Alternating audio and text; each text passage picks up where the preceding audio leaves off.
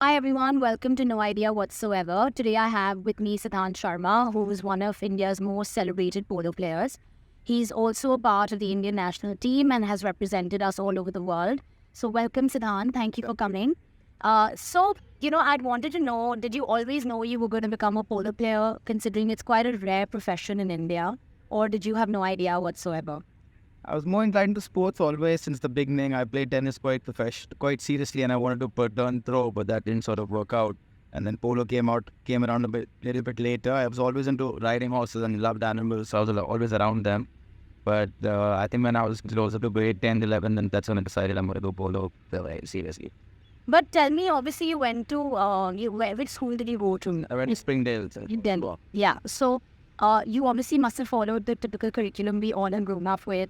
Was it really difficult for you to do academics and sport, considering you wanted to pursue it professionally, or was there a good balance between the two? I said I was quite lucky with the parents. Didn't sort of push me towards academic that hard. They obviously want me to do well, but I think they realized quite early on that didn't cut out for me. So they did support me to play the sports that I wanted to do, and that helped. But yeah, it's not easy because the things I was studying, I wasn't really interested in. They're not going to help me, and they're not helping me. A lot of them are not helping me as well. So you think the school curriculum actually didn't really help you gear up to play sport professionally? No, I won't say that. I mean, obviously it teaches you things and it helps, but I think for sure they could have had, like, for people who want to do sports and other things, they can definitely have a slightly more modified program based on what they need. And I think, in fact, I did a podcast with Robin Uthappa, who is, an Indian cricketer, a couple of days ago. And he, in fact, had the same issue. And he was saying that, it's very important to have schools that allow people who want to pursue sport professionally, play a sport and pursue a career, or pursue education, which is slightly more modified and tailored. And surely these things are coming up, but they're still at such a small scale that it doesn't really help too many people.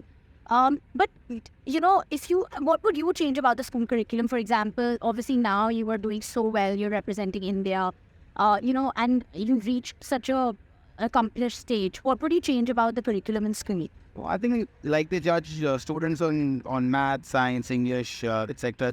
They should also definitely, if the student is playing a sport seriously, I think they must have grades for that as well, because it's difficult to do both well. Also, sports takes a lot of time, we don't realize, but since early on, if you want to do it well, it's a full-time job, So I think in India, we still don't realize that it's a full-time job. Yeah, and I was in modern school, and I remember whenever somebody was doing sport, the teachers would actually yell at the student for being outside and playing cricket, for example, and not being in the classroom. I wasn't in the classes very much, so I wouldn't know. But... Right. So tell me, as a sports person, what is the one skill that you have or any sports person must have? I think it's discipline, definitely. You have to sort of hang in there, and it takes a long time to sort of start paying results start showing after many years. So I think that discipline definitely and hard work. You got to just put your head down and keep working. Yeah.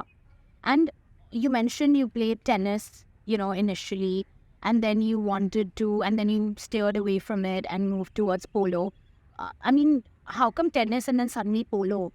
What was the... I always enjoyed riding horses. I used to go as a fun, like how kids go to riding schools and ride and do a bit of jumping and all. But I was quite interested, so I used to go and watch the games at Jaipur Polo grounds where we play the main games now with a few friends and later with dad and things like that.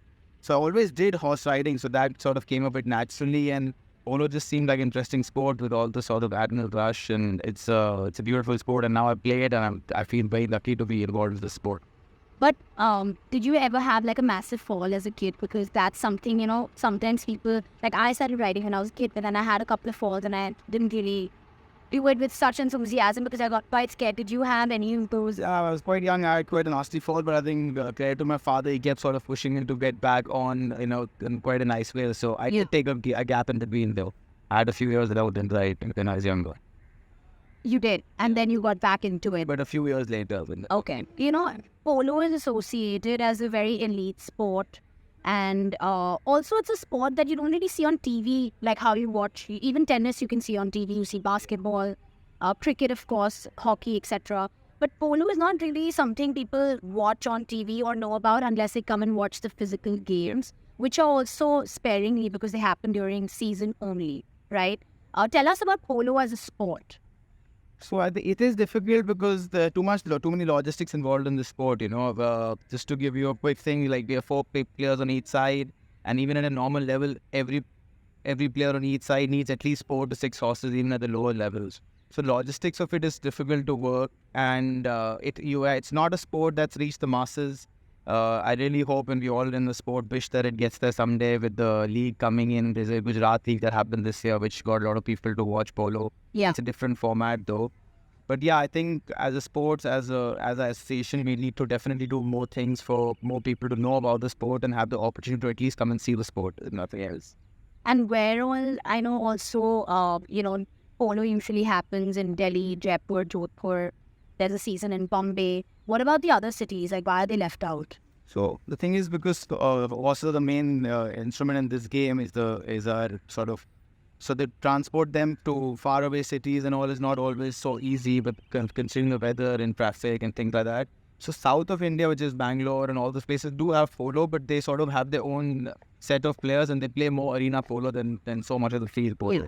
And so like Hyderabad has many arena clubs that are doing well and stuff like that, but the main grass polo centers are Delhi, Jaipur, Jodhpur and Bombay. But do you see that increasing over a period of time, or do you think it's going to be the same? It's in a small pocket. I would say we're not seeing amazing, like lots of people coming and watching, but in the small set of people we are trying to do whatever we can. There are people coming through in Jaipur, the 10 patrons of the sport together for them 3 fields, which is really sort of improve the level of the sport. Yeah. And here I work at Jindal, so we trying to do whatever we can with it and some abilities. So with pay instrumentally and making the sport more popular. Yeah.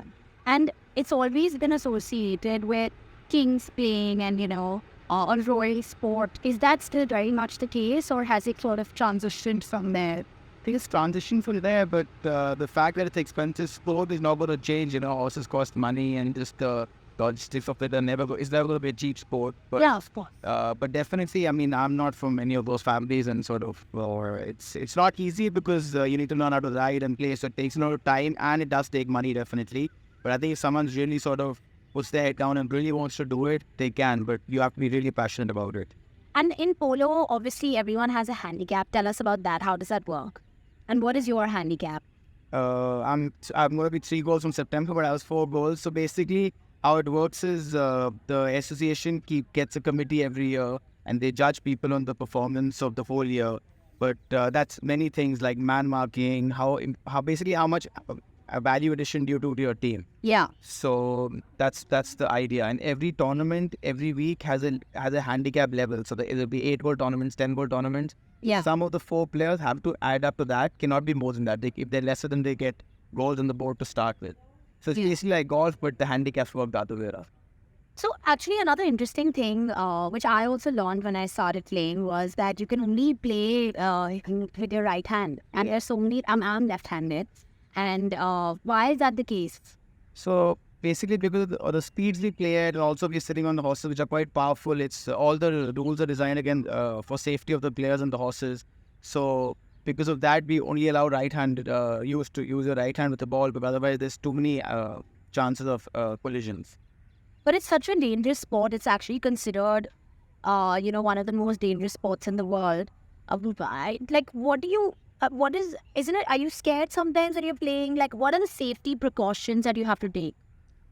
So I think it is definitely a dangerous sport, but I think all of us who try and obviously play by the rules, and sometimes in the heat of the moment you do make mistakes and you do get punished for them quite soon, so you hopefully learn. But I think the important thing is to have safe horses, well-trained horses, healthy horses, and also to have good umpires, which we try and always get 2 professional umpires for all levels in India now, which helps a lot because you don't get to the level of it becoming accident.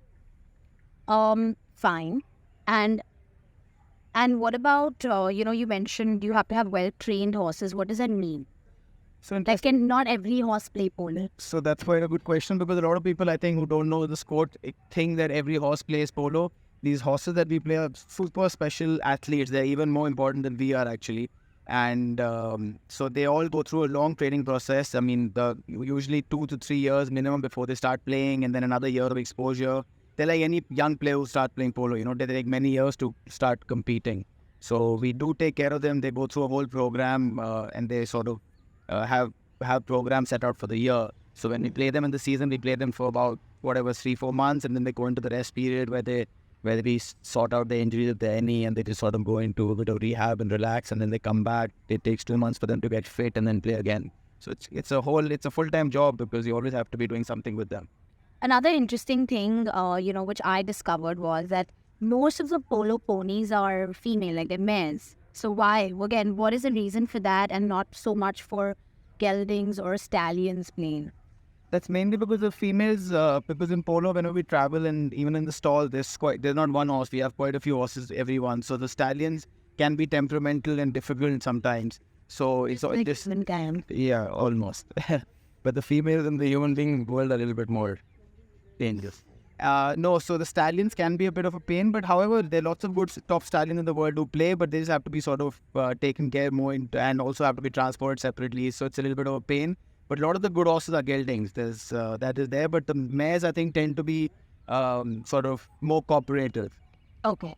And, obviously I run Instrucko and our entire focus is on personalizing things for kids who want to pursue anything they want. There is really, for us, it's not really about focusing on only academics. It's about supporting them in their endeavors, no matter what they want to pursue.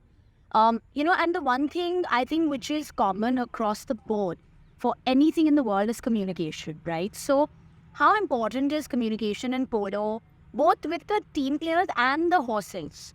I think it's definitely key for people for teams that communicate better. You definitely see better results, and also people who spend more time with their horses and know their horses better definitely have an edge over the others. And even in team meetings and things, we always, if you go to any polo match, you see us having team meetings. There'll always be chat about, let's communicate more, let's speak more. I think it makes all the difference, because we start trusting each other on the field, and this is such a fast game that it's based on trust with the horse and with other players. But, obviously you sometimes play with the same team players who now are on the opposite side.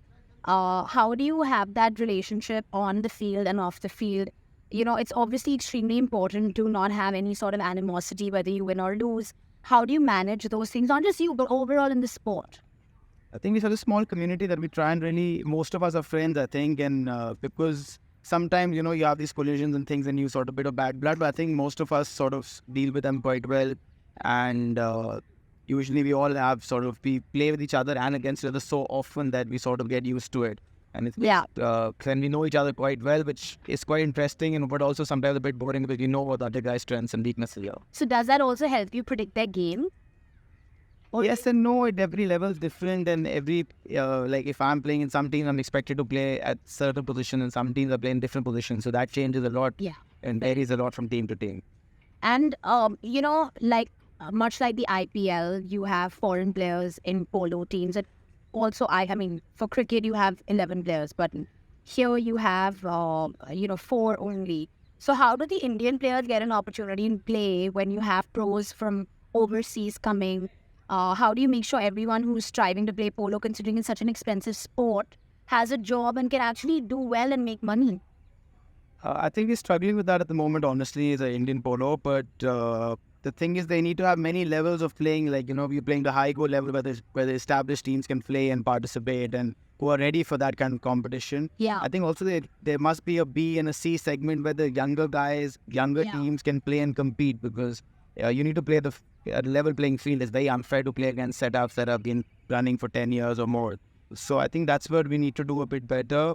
With the foreign players, I think it's great because we are at a level where we really need to learn a lot from these players, and most of the players who come really add to the ecosystem of Yeah, us. absolutely. So you mentioned right now when you were talking about, forgive me for asking you amateur questions. Obviously, you are a pro, but our viewers don't know what a high goal and low goal tournaments are. So what are those? So basically, the high goal level is the better level of polo. Every country has a different level depending on the players, how many players they have, and what handicaps the players are. In India, we play from the 2 goal up to the 14 goal level. So 14 being the highest, that means the sum of the 4 players is 14 goals. Got it. So that is quite a good level to play. The World Cup also is at the 14 goal level. So that means we are quite competitive at that level. Yeah. Now, if you go to South America like Argentina and all, they also play up to the 40 goals. So this is a completely different world. And what is the hub of polo in the world? Definitely Argentina. It's an industry running there. They breed on horses by hundreds and thousands, and they're cloning and they're doing embryos, and it's an industry like everywhere else in the world. I keep saying, I said we play it as a passion and stuff like that, but that's the country that really running it as a business. Do you see that happening in India as well? Slowly, are people starting to breed and get or do you have to always travel abroad to import horses? No, not always, but I would say that large some of the polo ponies in India are imported. But however, the big setups like the Mr. Naveen setup here, we are breeding some and doing some embryos, which is interesting. We all learning each day, but still, I think land and everything here is such an expensive thing to have that, and for horses you need lots of land. So I think that's where it's difficult to do. Also, the weather doesn't allow us to really be such a horse country. Yeah. Unfortunately. Well, a lot of people think, that it's cruel to play polo and you're mean to the horses and it's not so fair because they don't have any sort of free will, and do they even want to play or not? Like, what is your take on that? Considering you have your own horses, how do they, are they treated quite well? Do you think they're happy? Like, how do you know all these things? I'd have to say that they're treated better than most of us are treated, at least with the polo lot, and I'm sure all the other sporting lot. We depend on, for us it's a livelihood, so the horses are key and we really do take care of them. In fact, it'll be interesting if you guys come to the stable and have a look, like they have a whole routine, they have vets coming in, and also horses, all horses don't play polo. The only ones that really are competitive and want to play. So, another very important aspect from what I hear is, of course, there are so many people striving to play, at a not, I wouldn't say at an international level, but at a national level. And, you obviously have to be so resilient because there'll be so many times when, you just probably want to give up. And do you think as, growing up, this was something you had innately? Did the school ever help you build something which is such an important life skill, i.e. resilience, what you need not just in sport, but in any aspect of life? I think I'm sure it's educating changed a lot since I passed. No, it really hasn't. It's sad, but I think no. I think it's this. I think sports for me taught me a lot more since I spent a lot more time on the tennis court, on the field, and stuff like that. But I think it's super important for the people involved in education. The people like you really need to sort of give a different dimension to it for kids to understand. Also. Reading and doing things is one thing, but I think really to go out and see for yourself teaches you a lot. Even with like riding schools and stuff like that, a lot of kids come, and then only once they see how it works can they sort of take it up and understand it. But just if you read about it, you'll be like, you can't sort of go and do it. So I think practical knowledge is very important. And of course, there are certain vital life skills that, people say, for example, emotional intelligence, critical thinking. This is required in every aspect. Did you have an experience learning this in the school curriculum? Well, I'm not the person to ask these questions. No, I didn't go to school much. Professionally, so you are the person. No, definitely it does teach you. School, it's super important. It's like if I didn't go to school, I'm sure I would lose out. But I think there's just a need for change, just in the whole system of things. I definitely think there can be a lot of changes will help everyone. For example, not sports, but taxation, is such an important part of our lives. And there is really nothing they teach you about it. Yeah. It's so sad because you come out in this world and the idea is to make money, but once you make money, you don't realize you have to give so much back. And it's just, it's really important to learn these things. This is something even Robin commented on and said, that most of the team players, when they want to make money and they start making money and they have no idea what to do after that. So we actually, stuff like investments and stuff like that. Spoken about. Yeah. And we took that feedback and we started actually a course on financial literacy. And it's interesting because when I was reading the course that we had created, that we had experts create, I also didn't know so many things because actually this should be part of your curriculum. Yeah, definitely. And it's really not. And even now, when we speak to so many schools, there are very few schools that want to pioneer the space of innovation in education and want to take up courses like financial literacy. But unfortunately, there are still so many of them who just are very happy with the mainstream CBSE, ICSE, and unless it makes a difference to exams, they don't even bother implementing it. And parents therefore have to take tuitions outside of school to upskill their kids, and it's such a financial burden on them. as well. I think it has to come from the top, the education, sort of the bigger body has to sort of put it in the curriculum that this has to be a part of everyday school. Yeah. And one more thing that I personally suffered with, I run a startup and it's extremely difficult and I go through mental breakdowns very often, to say the least. But there's one more thing that, the schools don't really focus on is how to build mental strength. If anything, you are actually, if you are doing something different, you're probably kicked out of class or said, you're probably an anomaly and we are disturbing the entire classroom. Do you think how do you build your mental strength? Well, I think now I've played sports for such a long time, and I like to read things about sports psychologists and stuff like that. It's actually all in the mind. At the end of it, there's so many good athletes, but the ones that do well are stronger in the head than the other ones. Physically, I think a lot of people are up to the mark. Yeah. But I think definitely to cope with pressure, stuff like that comes with time in sports. But it would have cut my journey short with all this if I already learned about it somewhere else. Exactly.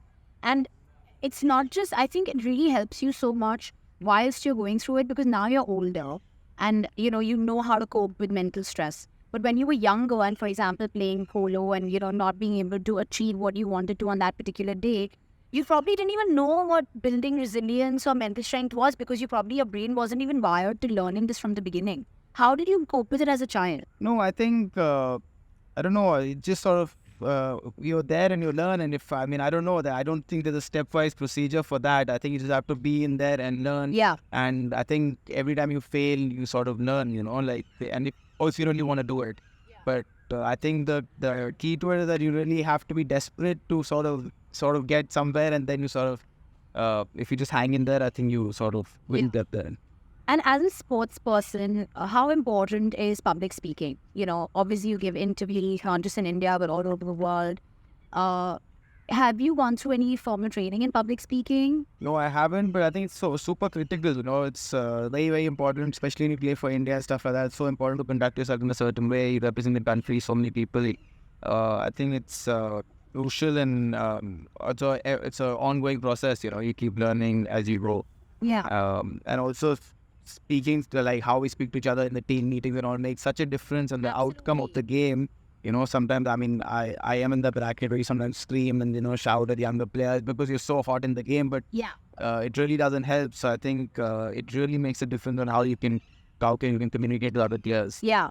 And I think, again, that's where emotional intelligence comes in, because I think it's more important than being intellectually smart. When you are emotionally intelligent and you know how to handle situations, there's nothing you can't overcome. So again, I think it's super important to embed this in the curriculum from a young age, so that children know how to, no matter what they want to do, at least they can deal with the mental pressure, because this world is so competitive. And even though we talk so much about mental health and wellness, I think the competition is only increasing. Yeah, so definitely. It's like it's almost a paradox. Like on one hand, you're saying, you do what you love, but it's easier said than done. It's really hard actually to do it. No, it's fully, even in sports, the competition now, even at the younger levels, is so fierce. You really have to be mentally strong. Obviously, we know how, teams across the world, whether it's the Indian cricket team, the selection, all those things. What are the teams like in polo? You said there are only 4 players in a team, right? So how are teams formed, and how many teams usually are there in a tournament? So it depends on the level of polo, but I think in India, anywhere between 4 to 8 teams or even up to 10 teams a tournament, depends on the city and the level of polo. All the teams, the most important part about polo is the patron. He's the person who's passionate and who funds the team. So, like, for example, I work for Mr. Naveen Jindal. The team's called Jindal Panther. Yeah. So like that, they have many other people like Sanjay Kapoor, Jaisal Singh. Pacho puts his team from Padmanabh puts his team called Jaipur now.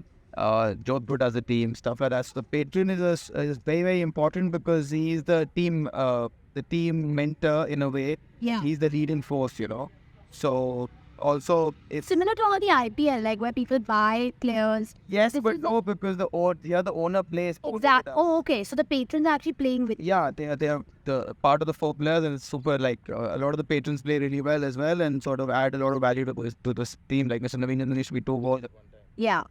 Well, it must be hard for him considering he's running an empire and then he's playing polo. Yeah, definitely. Does he have Much to about it. train a lot? Dedication, I think, and just hard work, I think. But so do patrons also undergo similar training as you, as the pros to be fit, or do they have I slightly think they're different routine? probably a bit different, the routine, because I don't think they play at a stretch for so long, but because they are busy with other things.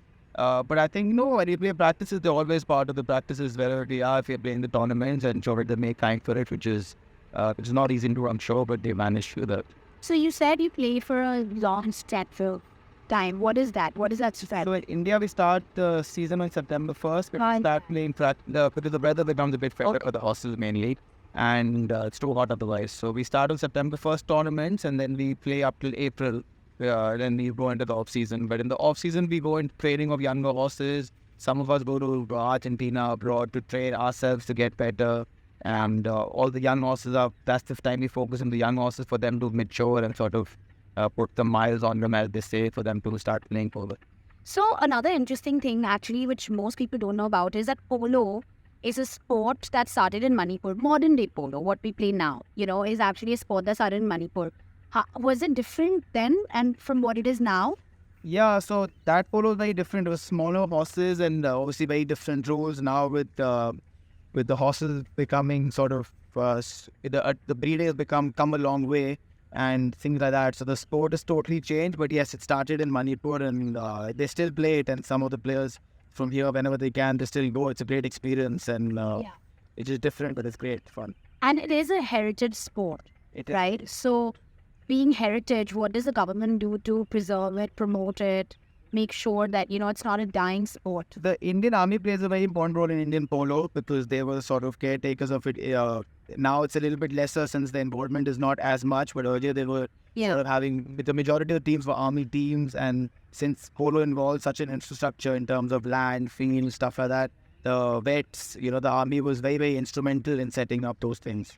Yeah, and I think Jawaharlal Nehru had actually stated that the 61st Cavalry must always stand for, The 61st Cavalry is the sort of where the Indian Polo Association is, where the office is based under them, and they sort of take care of a lot of the running of the Indian polo. So who is the, you mentioned there's an association. What is this association, as in who governs the body? So the army, as I said, has a major role in this association. The 61st Cavalry CEO is the honorary president of the IPA, and the rest of the roles keep changing. The QMG and the Chief of Army Staff also are involved in this and look into the promotion of polo and stuff like that. But the rest of the roles, people keep changing. Whoever, Naveen ji right now is the vice president of the IPA. Okay. So people like that keep coming who can help the sport and help people come in and help just the whole environment. Another very interesting thing is that there's a president's bodyguard, right? What is that? So president bodyguard was set up ages ago, and sort of it's at the Rashtrapati Bhavan. It's an amazing regiment because they do all the parades and things for the Republic Day and stuff like that. Yeah. So they also do polo, but polo is not their main forte. They do more into doing these parades and stuff like that, and holding that fort there. But you have gone and played in front of the president, right? So every year they do a President's Cup near the Rashtrapati Bhavan, which is really amazing to play and a great honor for all of us to be a part of that that day. And they have a beautiful ground with a beautiful setting. They obviously get a lot of people to come and watch. We always hope that ground can be used more and more, but I think for security reasons, they sort of cannot do that. But why is the president involved in, why is it, because polo is probably the only sport that they are, it's almost curated for the president to watch. Yes. Why is that? Back in the day, it was the PPG used to have quite a big team, and they used to be part of it, president bodyguards. They used to be quite involved in the sport, and they still have many horses. A lot of the people are riding. They're playing polo, but probably not as much as they used to. As you can see, there are two goalposts. One is that side, and actually these poles are quite soft. And the reason they're soft is so that in case the horse collides with one of the poles, it actually crumbles and the horse and the player don't get hurt. So there are two goalposts on either side. The teams keep, the goalpost changes each time the team scores a goal. So every time the team scores a goal, they have to score the goal on the other side of the goalpost. and it just keeps changing throughout based on that. So, Sid, tell us about this horse. You know, she's a beautiful. I love this white strip she has on her face. What? Tell us about her. What's her name? This horse is called Roshni. She's a mare. She's 8 years old. So I bought her from the Bombay racecourse a few years ago. So she did race well because she came from there and she's from a good farm down in south. She's a very nice mare. She's on work because she went through an injury in the season, so she didn't complete the season. So I'm just going to get her fit and leave her at a good note. I just have a question. Like what you said from the race course, she used to race. How do you choose a horse when you're buying a horse? So in polo, what's important is the conformation of the horse. They should have a short back, a nice long neck, and they shouldn't be too big because then it's difficult to hit the ball. Also, and also nice broad chest, so it makes them go to the sides a bit better. Yeah. From the all the horses that are at the race course are usually bred quite well, but it depends. It depends on how well they do and how early they get retired from the racetrack or not. Okay. If we're lucky, we get the horses by the time they are. We ideally want to get them for polo not later than 5 years old. So and what age do they play until? Well, if they don't get if they stay sound, they can play up till 15, 16. In fact, my best mare is still playing. She's 17. So it really depends on horse to horse and also how well you take care of that. And I'm sorry to ask this question, but I'm sure people will really want to know what age do they need them until? Well, I would think 25 around that. The thoroughbred. Every breed is different in that. And why is the tail tied like that? That's because they shouldn't get stuck when you're playing with the stick, so it shouldn't sort of hurt the mare. Okay. The flies and all, sometimes they irritate the horse and they sort of use the tail to move the flies. And tell us about what you're holding in your hand a little bit. So that's the polo mallet. They come in different sizes, 52 inches, 53, depends on that, and be careful. And this is where we hit the ball from. The helmet, super important to save our head. We wear glasses, which I'm going to put them on now, to save our eyes, and elbow guards and stuff like that. And the whip, just in case we need to sort of move them. But what is your bond with the horses in general? Are you quite, attached to them? I mean, considering you have how many horses do you have? Well, I've got about 10, but yeah, we are attached because we spend so much time training them initially that we get to know them really well. And as I said, it takes a long time for them to play. It just doesn't happen in day one. So it takes 2-3 years of us and them together in the ring here, in the riding school, and training them to get them to play on these fields. Also, we have to have a special bond because we depend on them so much on the field because it's such a fast game, and we really have to be in sync to play well. So, just like players, obviously you have on days and off days. Do they also have that? Yeah, definitely. I mean, sometimes they don't feel good. It could be the weather. It could be just be any other thing. So that's why we always try and have quite a few horses. So the ones that are not feeling well don't have to be played.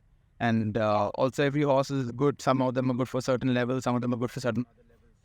Argo seems to have an amazing bond with Argo doesn't. So, in one game, how many horses do you meet? It depends, but anywhere between 4 to 8 horses a game. So how how long? From what I know, there are chukkers in polo, and actually chukker is comes from the Indian word chakkar. Now it's become chukker because of the English who came and really tried to monopolize the sport. What is a chukker? Tell us about that. How many horses do you need per chukker? So chukker, basically that's how we split the game. Like overs in cricket, so each chukker has 7 minutes of playing time. Yeah. But it goes on for a bit more because there are a lot of fouls and stoppages and things like that. At the lower level, we play 4 chukkers, and then in the higher level, we can play 5, 6, and in the Argentina, at the top level, they play 8 chukkers. So that's quite a long game. So each chukker is how long? Each chukker is 7 minutes. Okay. So, what is your advice for polo players, upcoming budding polo players in the country? Well, we have a good bunch of players coming through, which is exciting to see and things. And the sport has changed so much over the years. But I think just got to ride, spend a lot of time in the saddle, hours in the saddle, as they say, and first be a horseman and then a polo player. I think that's super important. Is that the case like now, or do people just get on a horse and start playing polo? Well, it's a bit of both, but I think if you really want to sort of do well in the sport, you have to know the horses quite well to play and sort of be in the sport for a long time. And do you ride the same horse every horse the same way, or do all horses have a different way of riding? No, it's like individual, all horses are different. They have different characteristics, different strengths, different weaknesses. You have to sort of Tell me like a fun thing about a horse's characteristic, like something quirky, something fun that you yourself like laugh about something. No, so I've got a really special horse called Ava. Like she gets nervous before games or excited, I don't know which one, but she sort of then troubles you a lot to get on. So you sort of always have to play games with her to get on. And once you're on, then she sort of gets in comfortably. But there's always a bit of game involved to get onto her. She has nerves, just like. And do horses sense your energy when you? Yeah, definitely.